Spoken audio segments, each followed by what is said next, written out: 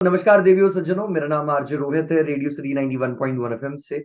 और इस वक्त जो आप देख रहे हैं हमारे साथ जुड़े हुए हैं डॉक्टर महेंद्र एस बुढ़ानिया साहब। Sir, thank you so much for joining us. सबसे पहले तो नमस्कार। नमस्कार सर।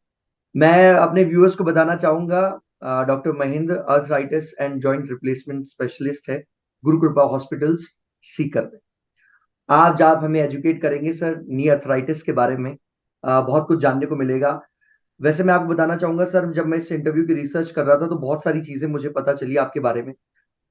सबसे पहली चीज तो ये कि आप पैशनेट हैं हेल्थ और फिटनेस को लेकर, तो इसके बारे में थोड़ा बताइए। देखिए रोहित जी, जैसा अपने शास्त्रों में कहा गया है कि स्वस्थ शरीर स्वस्थ मन का वास होता है। और स्वस्थ मन जब व्यक्ति का रहेगा तो उसके सारे काम करने वाले सारे काम उसके मुकम्मल होते हैं, उसको उसमें सफलता मिलती है। जी। और उसी को विज्ञान के साथ जोड़ते हुए हम डॉक्टर्स ने यह फिटनेस का एस्पेक्ट और हेल्थ का एस्पेक्ट जो है ना एक दूसरे के अंदर शामिल किया। जी। इसी के तहत हमने ये देखा कि व्यक्ति को स्वस्थ बनाने के लिए क्या क्या करना चाहिए। उसी के तहत हम इस इलाके के अंदर नॉर्थ ईस्ट राजस्थान के अंदर जहां हम प्रैक्टिस करते हैं वहां जी। पे हमने एक फिट रहो हिट रहो कैंपेन स्टार्ट किया। पिछले 10 साल से इस कैंपेन को हम चलाते हैं। वंडरफुल। और व्यक्ति को स्वस्थ रखने के लिए, उसको जागरूक करने के लिए हम उसको इस कैंपेन के तहत जोड़ते हैं। और स्वस्थ रहने के लिए उसको कैसा खान पान करना चाहिए, उसको क्या क्या फिजिकल एक्सरसाइजेस करनी चाहिए, उसके प्रोफेशन के अनुसार, उसके समय बंधन के अनुसार हम उसको एडवाइज करते हैं। इस कैंपेन के अंतर्गत हमने नॉर्थ ईस्ट राजस्थान के अंदर हजारों हजार लोगों को जोड़ा है। बहुत अच्छा लगा सर जानकर, जी। Thank you so much. आपने ये शेयर किया हमसे। आपने एमएस किया, उसके बाद में आपने एक फेलोशिप करी जॉइंट रिप्लेसमेंट के ऊपर। स्पेशली इस फेलोशिप के बाद में कौन कौन सी स्किल्स आपने इससे सीखी, और जब लोकल पेशेंट्स को ट्रीट करने की बात आई तो ये फेलोशिप कितनी काम आती है पेशेंट्स के लिए, प्लीज बताएं। रोहित जी, मैंने ऑर्थोपेडिक्स के अंदर एमएस किया। जी। तो उसके अंदर पूरा ऑर्थोपेडिक्स, बोन, जॉइंट्स, मसल्स, उससे रिलेटेड सारी उसकी इंजरी से रिलेटेड प्रॉब्लम्स हैं, कैंसर रिलेटेड प्रॉब्लम्स हैं, जन्मजात विकृतियां हैं, वो जी। सारी पढ़ाई जाती है। उसका सारा ट्रेनिंग होता है कि एमएस के दौरान ही हम लोगों का इंक्लिनेशन हो जाता है कि हमें किस डायरेक्शन में जाना है। क्योंकि लगभग 10-11 साल पहले जॉइंट्स का काफी स्कोप ऑर्थोपेडिक्स के अंदर डेवलप हो गया था। जी। तो मैंने सोचा कि मैं जॉइंट रिप्लेसमेंट के अंदर फेलोशिप करूं। और जी। उसी के लिए मैं शेल्बी हॉस्पिटल अहमदाबाद के अंदर डॉक्टर विक्रम शाह के साथ मैंने फेलोशिप कंप्लीट किया। जी। उस फेलोशिप्स के अंदर हमने जॉइंट रिप्लेसमेंट की काफी बारीकियां सीखी।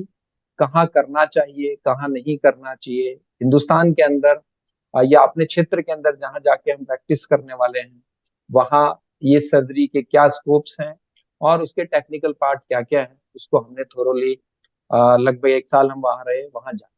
लेकिन उसके बाद जॉइंट रिप्लेसमेंट ऑर्थोपेडिक्स की ऐसी ब्रांच है जिसके अंदर कंटिन्यूअसली डेवलपमेंट्स होते रहते हैं। जी। नई टेक्निक्स इसके अंदर आती रहती हैं। तो बिल्कुल। उसके लिए भी बीच बीच में हम विदेशों में भी गए और यहाँ अपने सेंटर के ऊपर भी हमने इसके बारे में काफी काम किया, रिसर्च किया और अपनी स्किल्स को इम्प्रूव किया। और एक डॉक्टर के लिए कंटिन्यूअस स्टडी ट्रेनिंग बहुत आवश्यक है। और इसको आत्मसात करके ही हम प्रैक्टिस के अंदर आगे बढ़ते हैं और हमारे हॉस्पिटल के अंदर ये सारे प्रिंसिपल हम फॉलो करते हैं। जी। और मैं समझ सकता हूँ सर, इसके बाद में पेशेंट्स को कितना फायदा मिलता होगा उन जी। सारी जी। स्किल्स का। जी। एडवांस ट्रीटमेंट उनको अवेलेबल हो रहा है, स्पेशली नी रिप्लेसमेंट से रिलेटेड।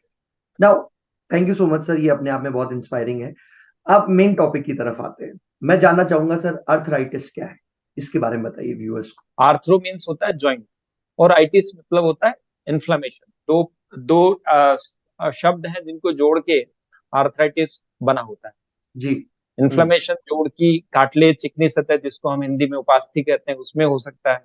जी। जोड़ के आसपास की हड्डी में हो सकता है। जी। जोड़ के आसपास की जो साइनोवियल लेयर है उसमें हो सकता है। जोड़ के जो कैप्सूल हैं, जोड़ के जो लिगामेंट्स हैं, मसल्स हैं, उन सब के अंदर जो इन्फ्लामेशन होता है या इसका जो प्रभाव होता है जिसके कारण से जोड़ की चिकनी सतह में वेयर एंड टेयर्स होते हैं, उसको हम आर्थराइटिस कहते हैं।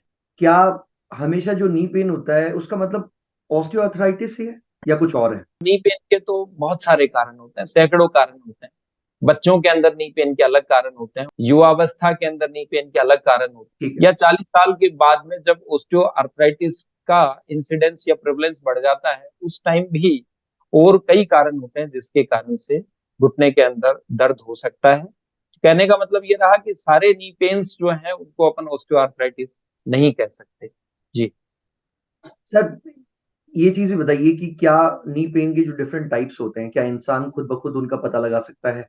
हाँ, ये आपका बहुत इंपॉर्टेंट सवाल है, क्योंकि बार बार पेशेंट्स भी हमें पूछते रहते हैं, और इसमें हम अपने पेशेंट्स को नी पेन के बारे में जब अवेयरनेस कैंपेन चलाते हैं उसके अंदर भी बताते रहते हैं कि कैसे उनको पता लगे कि उनका बीमारी क्या है।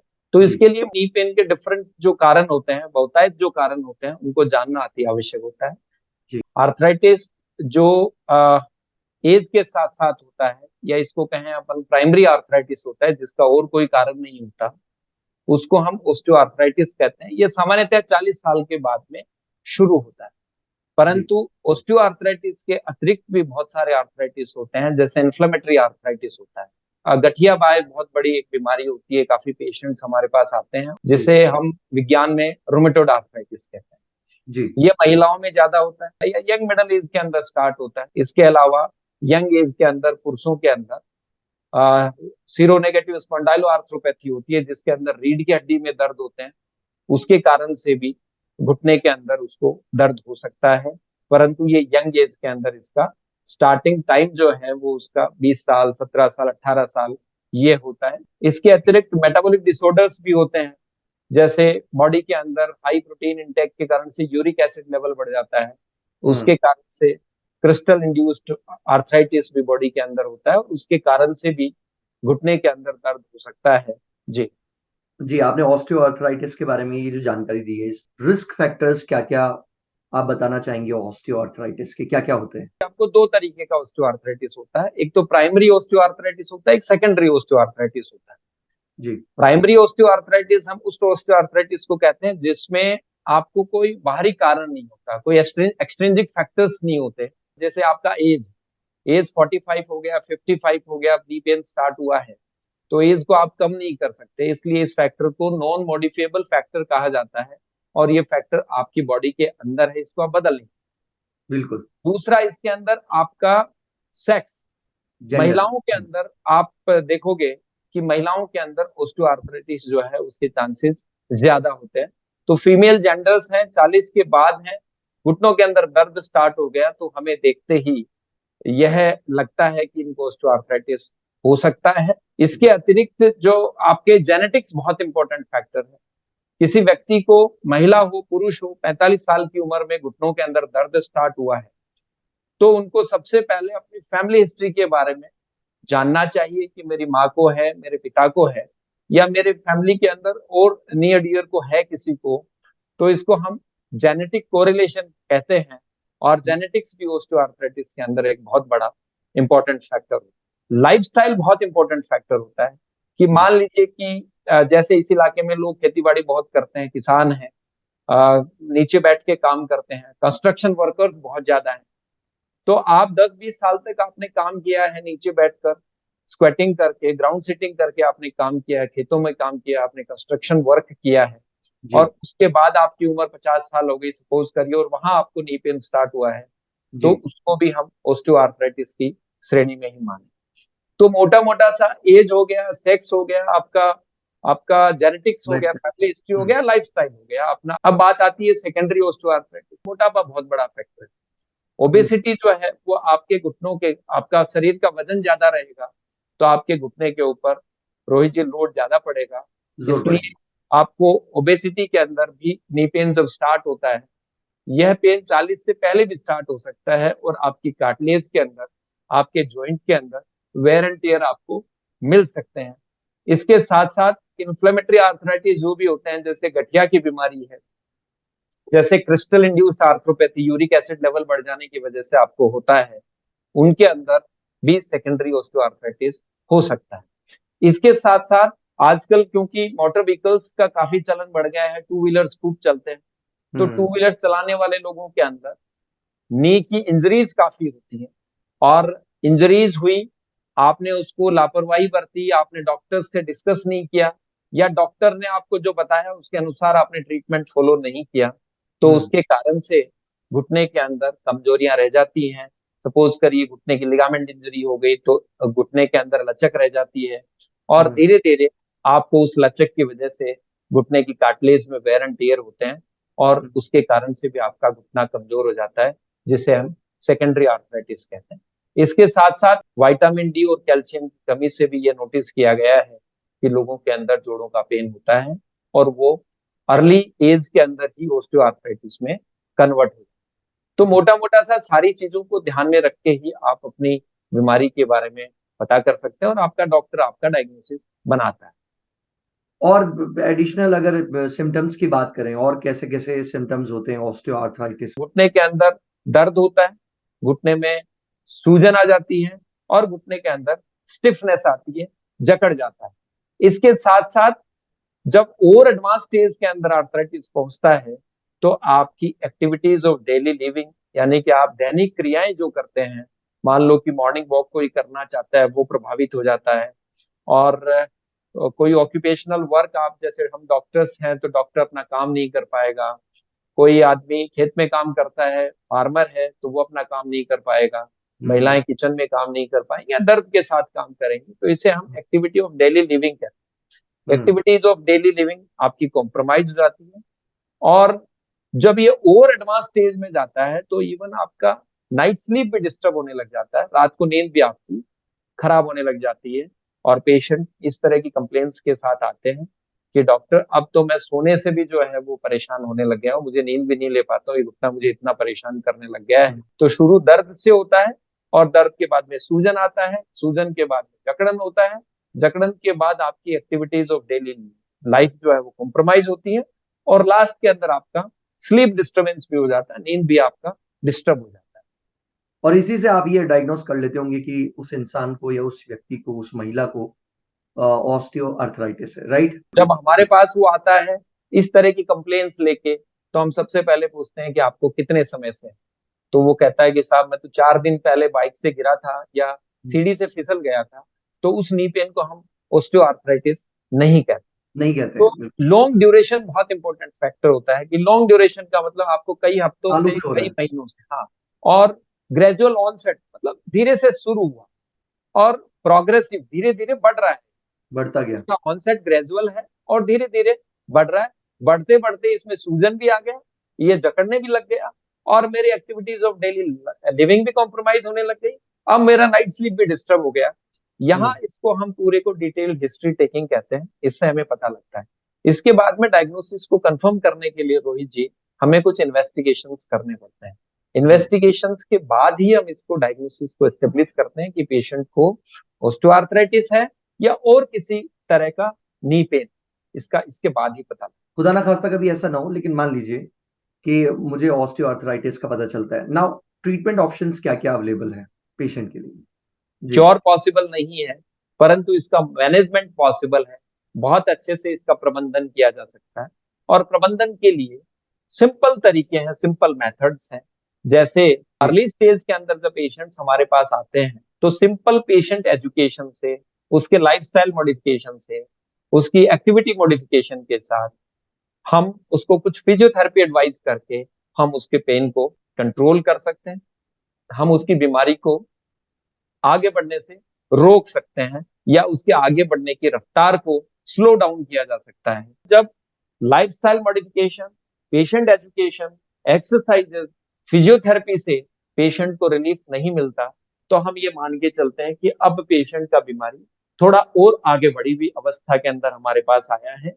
या वो पेशेंट जो 40 या अर्ली स्टेज में हमारे पास रिपोर्ट हुआ था, वो 5 साल के बाद वापस आया, और वो कहता है कि डॉक्टर आपने 5 साल पहले जो बातें मुझे बताई थी, वो मैं नियम से, अनुशासन के साथ उनको फॉलो करता हूँ, परंतु अब मुझे इससे आराम नहीं मिलता। तो हम उसमें आगे के ट्रीटमेंट मेथड्स भी अडॉप्ट करते हैं। आजकल बहुत अच्छी अच्छी मेडिसिन के भी इसके अंदर आ गई हैं, जिसके अंदर पेशेंट के पेन को कंट्रोल करने के लिए, उसकी सूजन को कंट्रोल करने के लिए हम पेन किलर मेडिसिन देते हैं, और उससे उसकी मांसपेशियों की सूजन एक बार जैसे ही कम हो जाती है, हम उनकी पेन किलर मेडिसिन जो है वो बंद कर देते हैं, और उसको जो ट्रीटमेंट हमने पिछले 5 साल से चला रखा है, जैसे उसका एक्सरसाइजेस है, उसकी एक्टिविटीज है, उसके अनुसार उसके ट्रीटमेंट को हम आगे बढ़ाते हैं।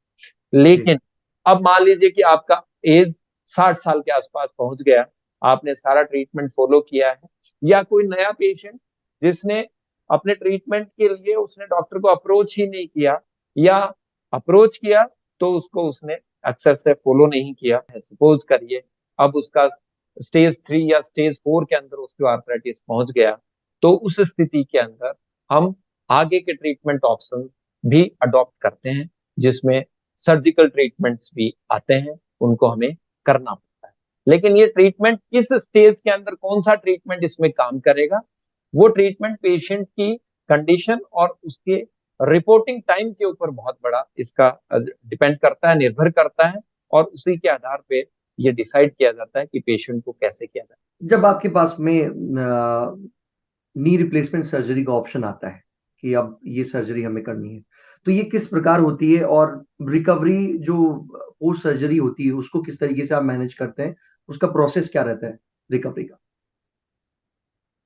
देखिए रोहित जी, नी रिप्लेसमेंट आजकल जैसे मैंने आपको बताया कि शुरू के अंदर पेशेंट एजुकेशन लाइफस्टाइल मॉडिफिकेशन उस पे रहते हैं, फिर मेडिकल मैनेजमेंट पे रहते हैं जिसके साथ फिजियोथेरेपी चलता रहता है, उसके बाद में हम सर्जिकल ऑप्शंस के अंदर जाते हैं। जी नी रिप्लेसमेंट से पहले भी बहुत सारी सर्जरीज हैं जो ऑस्टियोआर्थराइटिस के अंदर आजकल हम लोग करने लग गए हैं, जिसमें शुरू के अंदर मान लीजिए कि जोड़ के अंदर कार्टिलेज का कोई इशू है, जोड़ की गद्दी का कोई इशू है, तो आर्थ्रोस्कोपिक सर्जरीज इसके अंदर करी जाती हैं। ओके। पेशेंट के अंदर पैर के अलाइनमेंट का कोई मसला है, तो हम्म। उसको करेक्शन के लिए रीअलाइनमेंट प्रोसीजर्स किए जाते हैं, जिसको आईटीबीएल ऑस्टियोटमीज कहा जाता है। जी। ऑस्टियोआर्थराइटिस भी मान लीजिए कि सिंगल कंपार्टमेंट यानी कि घुटने के एक हिस्से में ही आती है, तो हम्म। हम हाफ जॉइंट रिप्लेसमेंट करते हैं। और उससे भी एडवांस स्टेज के अंदर मान लीजिए जैसा आपने सवाल पूछा, पेशेंट पहुंचता है जब उसको सीवियर ऑस्टियोआर्थराइटिस हो गया, जब उसका नाइट स्लीप डिस्टर्ब होने लग गया, जब उसका activities of daily living compromise हो गया, वो चल नहीं पाता है, वो सो नहीं पाता है, उस स्टेज के अंदर हम टोटल नी रिप्लेसमेंट सर्जरी करते हैं। और टोटल नी रिप्लेसमेंट सर्जरीज आजकल इतनी एडवांस टेक्निक्स रोहित जी इसके अंदर आ गई हैं जी। कि इस सर्जरी के रिजल्ट बहुत वंडरफुल हैं। मेडिकल साइंस के अंदर मैं नहीं समझता कि इससे ज्यादा सक्सेसफुल कोई सर्जरी और किसी भी ब्रांच में, ना केवल इन ऑर्थोपेडिक्स, और किसी भी ब्रांच के अंदर इतने अच्छे रिजल्ट्स के साथ कोई सर्जरी है नहीं, इतने क्या बात। अच्छे इसके अंदर मिलते हैं। लेकिन इसमें ध्यान ये रखना है कि पेशेंट आपका पूरी तरीके से उसका काउंसलिंग प्रॉपर हो, पेशेंट मानसिक रूप से उसका तैयारी हो कि मुझे करना है। आपका सर्जन इसके अंदर जो करने वाला है उसका एक्सपर्टाइज होना चाहिए, उसको अनुभव होना चाहिए। एक बहुत बड़ा इसके अंदर डर रहता है इन्फेक्शन का। आपके ऑपरेशन थिएटर्स इसके लिए डेडिकेटेड डिजाइंड ऑपरेशन थिएटर्स होते हैं, जिनको हम मॉड्यूलर ऑपरेशन थिएटर्स कहते हैं, जिसमें इन्फेक्शन की रिस्क बहुत कम हो जाती है। वो ऑपरेशन थिएटर्स होने चाहिए। जी। प्री ऑपरेटिव प्रिपरेशन के लिए आपका जॉइंट रिप्लेसमेंट एक टीम होता है जो पेशेंट का काउंसलिंग करता है। हम्म। पोस्ट ऑपरेटिव जैसे आपने पूछा कि बाद में रिकवरी के लिए कैसा रहता है, हम्म। पेन एक इसमें सर्जरी के बाद में बहुत बड़ा मसला रहता है, जिसमें पेशेंट काफी डरते हैं।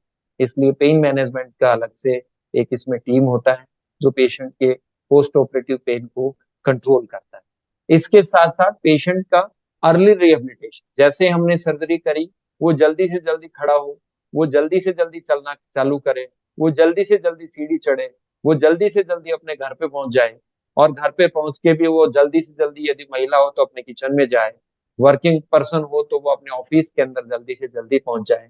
उसके लिए हमारा फिजियोथेरेपी टीम होता है, वो पेशेंट के अर्ली रिहेबिलिटेशन के लिए काम करता है। तो मोटा मोटा सा एक फुल पैकेज होता है जो कि प्री ऑपरेटिव टाइम से लेके ऑपरेटिव और पोस्ट ऑपरेटिव इन तीनों को मिला के हम इसका पूरा पैकेज डिजाइन करते हैं। और उस पूरे पैकेज के ऊपर जब हम या कोई भी रिप्लेसमेंट टीम इसके ऊपर फोकस करती है, तो इसके बहुत शानदार रिजल्ट्स आते हैं, और 96-97% तक इसका सक्सेस रेट्स हैं। और जो फेल्योर्स जो छोटे मोटे कुछ होते हैं, वो इन्फेक्शन वगैरह होते हैं, तो आपका अपने टेक्निकल एस्पेक्ट्स को सुदृढ़ करके कोई भी हॉस्पिटल या कोई भी टीम अपने रिजल्ट्स को बेहतरीन कर सकती है और 100% के आसपास ले जा सकती है। ठीक। की बेनिफिट्स जो होते हैं सर नी रिप्लेसमेंट सर्जरी के, वो क्या क्या होते हैं? मतलब किस तरीके का आराम पेशेंट को मिल गया है? क्या वो दौड़ने भागने लगा है? किस तरीके से रिकवरी बेहतर होती जा रही है? ये बहुत इंपॉर्टेंट सवाल है कि रिप्लेसमेंट सर्जरी क्या मैं सिर्फ चलने के लिए ही कराऊं? हाँ। तो इसके इसके जो की बेनिफिट्स आपने सवाल पूछा, ये बड़ा इंपॉर्टेंट क्वेश्चन है आपका, मैं अप्रिशिएट करता हूँ इसको। थैंक यू ये सर। देखिए, चलना फिरना तो दर्द की गोली के साथ कर लेगा। मैं 85 का हो गया, अब मुझे कौन सा भागना है, हम्म। मैं थोड़ा बहुत चल के भी अपना काम चला लूंगा। जो अपने हमारे सामने इस तरह के सवाल आते हैं, जी। तो बेसिकली ओस्टियोआर्थराइटिस, और वो भी एडवांस्ड ओस्टियोआर्थराइटिस, एक सिंपल इंडिविजुअल प्रॉब्लम नहीं है रोहित जी। ये एक कम्युनिटी या सोशल प्रॉब्लम है। ये एक हेल्थ बर्डन किसी भी कम्युनिटी के अंदर हेल्थ बर्डन पैदा करती है। मान लीजिए कि मेरे घर में मेरे पिताजी 85 के हो गए, मेरी मदर 84 की हो गई, और उनको सीवियर ओस्टियोआर्थराइटिस है। उनके दोनों घुटनों के अंदर डिफॉर्मिटी है। वो बाथरूम तक या अपनी बाहर जाके लॉन में बैठने तक के लिए दुश्वार हो रखे हैं। तो मैं और मेरी वाइफ वर्किंग कपल हैं, तो हमें क्या करना पड़ेगा? हमें एक सुबह पर्सनल उनको हेल्प लॉन करना में ले पड़ेगा। जाके बिठाना पड़ेगा, हमें हाँ। उनको अंदर लाना पड़ेगा, और हम्म। उनकी एक्टिविटी जो एक नॉर्मल व्यक्ति को, मान लीजिए कि 5,000 स्टेप्स पर डे चलना चाहिए। यंग हम्म। एज में तो अपन 10,000 स्टेप्स मानते हैं, जी। लेकिन ओल्ड एज में उसको उनको अगर 5,000 स्टेप्स चलने चाहिए और वो 500 स्टेप्स में ही शाम तक उनका दिन निकल जाता है, तो उनके अंदर और के मेडिकल कोमोर्बिडिटीज हो सकती हैं। उनको डायबिटीज हो सकता है, बैठे बैठे उनका वजन बढ़ सकता है, ओबेसिटी हो सकती है उनके, उनको हाइपरटेंशन हो सकता है, उनका ब्लड प्रेशर बढ़ सकता है, बैठे बैठे उनके पैरों में खून जमा हो सकता है, जिसको हम डीप डीबीटी कहते हैं, डीप वेन थ्रोम्बोसिस हो सकता है। और इन सब के साथ एसोसिएटेड पेशेंट को क्रॉनिक इलनेस जैसे स्ट्रोक हो सकता है, पक्षाघात हो सकता है, हम्म। उनको हार्ट अटैक हो सकते हैं, मायोकार्डियल इंफार्क्शन उसको हो सकते हैं। तो अपन ओस्टियोआर्थराइटिस को सिंपल घुटने की प्रॉब्लम ना माने, किसी एक व्यक्ति की प्रॉब्लम नहीं माने, ये ओवरऑल ब्रॉडर प्रोस्पेक्टिव में अगर अपन देखते हैं तो ये एक सोशल इशू है। और इस सोशल इशू को अगर अपन टाइमली एड्रेस करते हैं तो अपन क्या क्या कर सकते हैं? अपन मेरे माता पिता की जो उनको स्ट्रोक होने की पॉसिबिलिटी है, उनको डायबिटीज होने की पॉसिबिलिटी है, उनको मोटापा होने की पॉसिबिलिटी है, उनको हार्ट अटैक होने की पॉसिबिलिटी है, उनको रिड्यूस कर दें। बिल्कुल जब रिड्यूस कर उनको रिड्यूस कर देंगे, तो वो अच्छा चलने फिरने लगेंगे, तो वो मेरे बच्चे को जो है ना ध्यान भी रखेंगे। मेरे घर में छोटा बच्चा है तो उसको ध्यान भी रख लेंगे, बिल्कुल यानी कि बिल्कुल। उनका लाइफ प्रोडक्टिव लाइफ होगा। और वो मेरे और मेरी वाइफ के लिए उनका घर में रहना यूजफुल रहेगा, वो हमारी हेल्प करेंगे, वो हमारे पे डिपेंडेंट नहीं हुए। हाँ। और इसके साथ साथ यदि उनको ऑस्टियोआर्थराइटिस है, यदि वो चल फिर नहीं पा रहे हैं, तो हम्म। उनको कितनी मेडिकल इलनेसेस हुई, उसके कारण से वो बेड रिडन हो गए, उनके कारण से मुझे उनको ट्रीटमेंट कराने के लिए उनके ऊपर खर्चा करना पड़ेगा। जो जी। मैं ये बात मेरे ऊपर इसलिए ले रहा हूँ कि और किसी के ऊपर लूंगा तो अच्छा नहीं लगेगा। हाँ, नहीं तो सही। ये सारा मसला होने के बाद अपन ओवरऑल 100 कपल्स अपने माता पिता को इस तरीके से देखते हैं कि मेरे माता पिता को ये नी ऑस्टियोआर्थराइटिस नहीं होना चाहिए, इनकी मूवमेंट्स अच्छी होनी चाहिए। तो मैं दावे के साथ कहता हूं, वो सिर्फ नी ऑस्टियोआर्थराइटिस का ट्रीटमेंट नहीं कर रहे हैं, वो सिर्फ नी रिप्लेसमेंट सर्जरी नहीं करा रहे हैं, वो अपने परिवार के अंदर और दसों बीमारियां जो उनके सामने आने वाली हैं उनको भी कंट्रोल कर रहे हैं। और ओवरऑल इस सोसाइटी के ऊपर, इस देश के ऊपर जो हेल्थ बर्डन है उसको भी अपन लोग रिड्यूस कर रहे हैं। तो ये कुछ की बेनिफिट्स हैं। जो फाइनेंशियल एस्पेक्ट्स भी अपन देख सकते हैं, सोशल एस्पेक्ट्स अपन अगर और इसमें देखेंगे तो वो पार्टिसिपेट कर सकते हैं मैरिजेस के अंदर, फंक्शंस के हम्म। अंदर, सोशल फंक्शंस के अंदर, सोशल गैदरिंग के अंदर वो जा सकते हैं। बिल्कुल। वो वो उनका उनका उनका सर्किल को इम्प्रूव करेगा। और मेरे पिताजी मान लीजिए कि अपने किसी जमाने में रिसर्च स्कॉलर रहे हैं, तो वो अपने नॉलेज को शेयर करेंगे पार्क में शाम को जाके, नए बिल्कुल बच्चों को सिखाएंगे। तो इसके बहुत सारे बेनिफिट्स ऐसे हैं जिनको अपन इनडायरेक्ट बेनिफिट्स मान सकते हैं। सही कहा सर आपने। और सबसे बड़ी बात जो भी आपने ये कही कि पहले परिवार में एक इंसान उनका ख्याल रखने के लिए होना चाहिए, एवरी टाइम आसपास होना चाहिए। अब वो इस काबिल हो जाते हैं उस नी रिप्लेसमेंट सर्जरी के बाद कि वो परिवार के छोटे बच्चों का ख्याल रख रहे हैं। नी रिप्लेसमेंट सर्जरी से क्वालिटी ऑफ लाइफ इंप्रूव होता है, नंबर बिल्कुल। वन। वो खुश होता है, दर्द चला गया, मैं ये कर हाँ। सकता हूँ, मैं वो कर हाँ। सकता हूँ, बुजुर्ग है मैं गोल्फ खेल सकता हूँ। दूसरा, उसका वर्किंग एबिलिटी इंप्रूव होती है, वो हाँ। काम कर सकता है, इस कम्युनिटी के अंदर, इस देश के अंदर, डेवलपमेंट्स के अंदर, ग्रोथ के अंदर वो अपनी लाइफ के अंतिम दिन तक भी कंट्रीब्यूट कर सकता है। ये नी रिप्लेसमेंट के की बेनिफिट्स। तो आजकल जैसे आपने देखा होगा, हार्ट अटैक के लिए जो है ना, एंजियोप्लास्टी और कैथ लैब्स लगा रही है गवर्नमेंट। स्ट्रोक के लिए स्ट्रोक यूनिट्स बना रही है। तो मैं तो हमेशा ये कहता हूं कि आप कैथ लैब कम लगाइए, आप स्ट्रोक मैनेजमेंट के लिए टीम या अपना इस तरह के इक्विपमेंट्स कम लगाइए। आप नी रिप्लेसमेंट जो है वो के लिए आप अपने सर्जन्स को ट्रेन करिए, फैसिलिटीज को इम्प्रोवाइज करिए, और इसको 70 साल की उम्र में या 75 साल की उम्र में जब लगता है कि एडवांस ऑस्टियोआर्थराइटिस हो गया, जब इंडिविजुअल जो है वो कोई भी व्यक्ति डिसेबल्ड हो गया, वो अपनी एक्टिविटीज नहीं कर पा रहा, उसका नी रिप्लेसमेंट करके उसकी क्वालिटी ऑफ लाइफ को इम्प्रूव करिए और उसका वर्किंग एबिलिटी इंप्रूव करिए। और उसके कारण से आप देखिएगा, ये जब आप करेंगे, प्लानिंग करेंगे, तो आप, जैसे हम मेडिकल में पढ़ते थे, एमबीबीएस के अंदर एक प्रिवेंटिव एंड सोशल मेडिसिन पढ़ा जाता है। प्रिवेंट मतलब बीमारी का प्रिवेंशन कैसे किया जाए। तो नी रिप्लेसमेंट सर्जरीज के द्वारा दसियों ऐसी क्रॉनिक इलनेसेस हैं जो बहुत बड़ा हेल्थ बर्डन है कम्युनिटी के ऊपर, देश के ऊपर, फाइनेंशियल एस्पेक्ट्स उसके अंदर बहुत ज्यादा उसके अंदर एग्जॉस्ट होते हैं, उनको अपन रोक सकते हैं, कंट्रोल कर सकते हैं। ये एक बहुत इंपॉर्टेंट की बेनिफिट है नी रिप्लेसमेंट सर्जरी। क्या एडवांसमेंट होते जा रहे हैं नी रिप्लेसमेंट सर्जरी में, जैसे कि आप देख रहे हैं आने वाले टाइम में और क्या बेहतर होने जा रहा है? लेकिन पिछले कुछ वर्षों के अंदर जॉइंट रिप्लेसमेंट के अंदर लोगों की डिमांड्स इतनी फास्ट हो गई, और विज्ञान भी डे बाय डे ग्रो करना चाहता है, एडवांस की तरफ जाता है।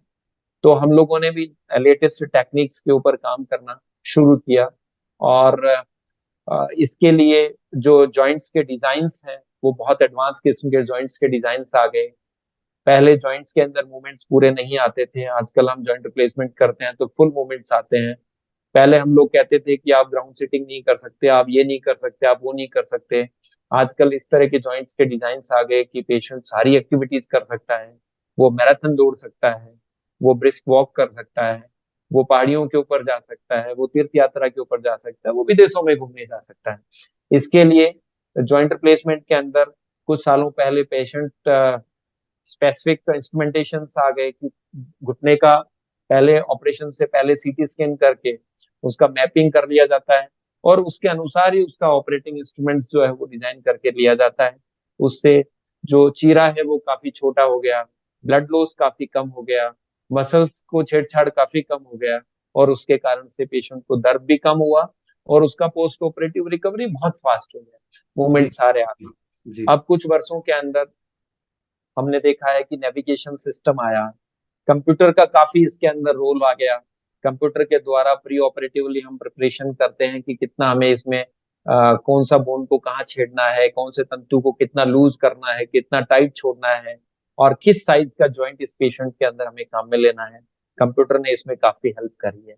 और मैं आपको बताऊं कि अब तो पिछले कुछ वर्षों में रोबोटिक सर्जरी भी नी रिप्लेसमेंट्स के अंदर आ गई है। रोबोट की हेल्प से हम ऑपरेशन के दौरान पता लग जाता है हमें कि हमने जो ये स्टेप किया है ये कितना आवश्यक है, और इसको कहाँ हमें रुकना है, कितना लिगामेंट हमें रिलीज करना है, कौन से लिगामेंट को हमें टाइट रखना है, बोन को कितना काटना है, एग्जैक्ट जॉइंट का मिलीमीटर के अंदर कितना साइज हमें इसके अंदर रखना है। इसके कारण से हमें इसके अंदर काफी हेल्प मिली है। वंडरफुल, बहुत अच्छा लगा सर जान के, बहुत खूब। नाउ इस पूरे इंटरव्यू को अगर हम सम अप करें सर, तो क्या कंक्लूजन आप देखते हैं, और एक सेम टाइम जो लोग, जो व्यूअर्स आपको देख रहे हैं, उनके लिए क्या मैसेज है, अगर उनकी फैमिली में कभी ऐसी कुछ बात होती है, नी अर्थराइटिस की प्रॉब्लम आती है, तो क्या मैसेज होगा आपका? जी। देखिए सर, जैसा मैंने इंटरव्यू के शुरू में बताया कि सबसे पहले स्वस्थ रहने के लिए आपका फिट होना बहुत जरूरी है। बिल्कुल। फिटनेस के लिए आपको बैठे बैठे माला जपने से, आप मोबाइल के ऊपर बैठे रहने से, आप व्हाट्सएप पे बैठे रहने से आप फिट नहीं हो सकते। आपको फिजिकल एक्टिविटीज करनी पड़ेंगी, जी। आपको एक्सरसाइजेस करनी पड़ेंगी। आप अपनी अवस्था के अनुसार, आप अपने समय के अनुसार, और आप अपने इंटरेस्ट के अनुसार आप एक्सरसाइजेस करिए, अपने आप को फिट रखिए। आप जी। अपने आप को फिट रखेंगे तो आपका तन और मन दोनों स्वस्थ रहेंगे। लेकिन यदि आपके 40 के पास, 45 के पास नी पेन स्टार्ट होते हैं, तो उसको अर्ली स्टेज के अंदर आप कैसे पकड़ लें, आप उसको कैसे नोटिस कर लें, और आपको यह पता लगे कि इसके अंदर मुझे किस वक्त डॉक्टर को अप्रोच करना है, ऑर्थोपेडिक सर्जन को अप्रोच करना है, उस स्टेज में आप उस डॉक्टर को अप्रोच करें। अप्रोच करने से आपको क्या फायदा होगा? अर्ली डायग्नोसिस, आपका रिड्यूस्ड प्रोग्रेस है। जैसा मैंने बताया, इसका क्योर नहीं है, लेकिन इसको आगे बढ़ने से हम स्लो डाउन कर देते हैं, इसको आगे बढ़ने से हम रोक देते हैं। उसके लिए आप हमारी राय जो भी दी जाती है उनको अक्सर से फॉलो करिए, आप एक्सरसाइजेस करिए, आप अपने बॉडी वेट को कंट्रोल करिए। बॉडी वेट एक बहुत बड़ा इंपॉर्टेंट मसला है। आप अपने बॉडी वेट को 5 किलो कम कर लेंगे तो ऑस्टियोआर्थराइटिस या नी पेन की संभावनाओं को या उनकी इंसिडेंसेस को 50% तक आप कम कर लेते हैं। तो ये बहुत बड़ा बहुत जो है बड़ा वो, नंबर है। हाँ, 5%, आप 5 किलो वजन कम किया और आप अपनी बीमारी को डॉक्टर के पास जाए बिना ही आधा कर लेते हैं। हम्म। लेकिन इन सब के बावजूद यदि आपकी बीमारी बढ़ती है, एडवांस ऑस्टियोआर्थराइटिस की तरफ आप बढ़ने लग गए हैं, आपका activities of daily life compromise हो गया है, जी। आपके घुटनों में डिफॉर्मिटी हो गई है, घुटने टेढ़े मेढ़े हो गए हैं, आपको चलने फिरने में परेशानी हो रही है, आपको नाइट पेन होने लग गया है, नींद आपकी डिस्टर्ब होने लग गई है, तो जी। आप जी। बिना हेजिटेशन के आपको सर्जिकल ऑप्शंस के ऊपर जाना चाहिए।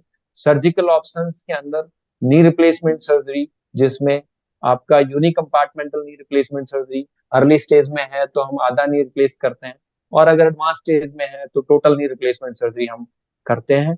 और टोटल नी रिप्लेसमेंट सर्जरी की जितनी भी भ्रांतियां हैं, उन भ्रांतियों को आप आजकल यूट्यूब चैनल्स के ऊपर बहुत सारे वीडियोस मिल जाते हैं, हमारे भी यूट्यूब चैनल्स के ऊपर वीडियो हैं, उनमें आप देख के सर्च करके या और भी अपने किसी परिचित डॉक्टर के चैनल्स के ऊपर जाके आप जानकारी जुटा सकते हैं। और जी। हम आपको यही बता सकते हैं कि नी रिप्लेसमेंट सर्जरी से ज्यादा सक्सेसफुल सर्जरी अब मेडिकल साइंस के अंदर कोई रही ही नहीं है, और आने वाले समय के अंदर यह सर्जरी आपको और अधिक बेहतरीन परिणाम देने वाली है। इसलिए अपने घुटने को बहुत ज्यादा डैमेज होने से पहले ही अपने उपयुक्त चिकित्सक के पास जाइए और उससे नी रिप्लेसमेंट सर्जरी कराइए। आपको बिल्कुल भी डरने की जरूरत नहीं है। और इसका रोहित जी जो है ना, वो फिगर्स में आपको बताऊंगा कि हिंदुस्तान के अंदर अभी जैसे 10 साल पहले तक स्थिति ये थी कि पेशेंट्स को काउंसलिंग करना पड़ता था कि कैसे करना है, क्यों करना है, किस लिए करना है, और पेशेंट तैयार कम होते थे। जी। आज हिंदुस्तान के अंदर लगभग हर जॉइंट रिप्लेसमेंट सर्जन के पास पेशेंट आके कि मुझे नी रिप्लेसमेंट सर्जरी कराना, और 50% पेशेंट्स हमारे वो होते हैं जो बिल्कुल अपनी जानकारी से, अपनी अवेयरनेस से हमें अप्रोच करते हैं कि हमारा नी रिप्लेसमेंट सर्जरी करना है। बिल्कुल। हमारा क्या होना चाहिए उनका सवाल ही नहीं होता। उनका सवाल होता है नी रिप्लेसमेंट सर्जरी करना है, कौन सा टेक्निक से करना है, पोस्ट ऑपरेटिव पेन के लिए क्या क्या मेथड्स है और कितने समय के अंदर मैं वापस आ जाऊँ। तो ये एक बहुत बड़ा मसला है। और नी रिप्लेसमेंट सर्जरी हिंदुस्तान के अंदर जिस तेजी से बढ़ रहा है, उस तेजी को देखते हुए ऐसा लगता है कि 2030 तक अपने देश के अंदर नी रिप्लेसमेंट सर्जन की कमी पड़ जाएगी। क्यों? क्योंकि ये सर्जरी इसलिए अप्रिसिएशन की तरफ जा रही है क्योंकि ये सर्जरी सोशल हेल्थ बर्डन्स को रिड्यूस करेगी और बिल्कुल। बीमारियों को होने से रोकेगी। तो मैं तो हमेशा कहता हूं कि आप नी रिप्लेसमेंट सर्जरी करा के सिर्फ अपने घुटने को स्वस्थ नहीं कर रहे हो, आप अपने पूरे शरीर को स्वस्थ कर रहे हो। उसमें होने वाली, उम्र के साथ होने वाली जो बीमारियां, जो दस गंभीर बीमारियां बीमारियां उनको आपके रोक रहे शरीर हो। में आ सकती हैं, उनको हम्म। रोकथाम के लिए आप काम कर रहे हो। आप हम्म। अपने परिवार की हेल्थ को इम्प्रूव कर रहे हो, आप अपने मोहल्ले की, समाज की, शहर की और देश की सबकी हेल्थ को इम्प्रूव कर रहे हो। इसलिए इस सर्जरी के लिए जाने में आपको कभी भी हिचकने की आवश्यकता संकोच नहीं नहीं करना है। चाहिए। जी। जी। डॉक्टर महेंद्र बुढ़ानिया साहब, बहुत बहुत धन्यवाद आपका, जो आज आप हमारे साथ में जुड़े। आई एम श्योर जो ये वीडियो देख रहे हैं आज उन्हें नी अर्थराइटिस से रिलेटेड बहुत सारी जानकारी प्राप्त हुई है। स्पेशली मुझे भी बहुत सारी जानकारी मिली। मैं आपका धन्यवाद दूंगा। अपना कीमती वक्त देने के लिए बहुत बहुत धन्यवाद। शुक्रिया sir. Thank you sir. Thank you.